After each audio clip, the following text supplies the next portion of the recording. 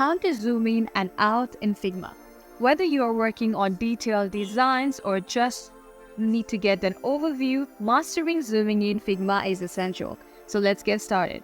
Alright, here we are in Figma. Zooming in and out is super easy, so let's go through the different methods you can use. First up, if you're using a mouse with a scroll wheel, you can simply hold the Option key on Mac or Alt key on Windows and scroll up to zoom in, like this, and scroll down to zoom out. This gives you quick and precise control over your zoom level. Another way to zoom is by using the zoom tool. You can simply go to the right corner over here and you can see this percentage over here. That's a zoom view option. Simply tap into this arrow and a drop down menu will appear, and there's option of zoom in. If you want to zoom in, simply tap into the option and it will zoom in for you. It's way too much, I think. So in order to zoom out, simply go to the zoom out option again and click into that and it will zoom out for you.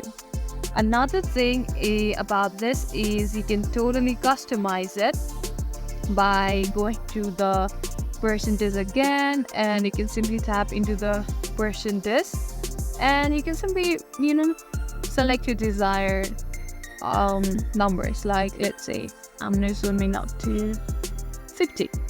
Okay, hit enter and there you go. And you can also apply the same thing in zoom out. It's 25 right now. Let's make it up to 100. Hit enter, and this is how you can customize it. I mean, this is especially useful if you want to set a specific zoom level. And yeah, that's it. And the last method would be, it's more of like a shortcut for your keyboard.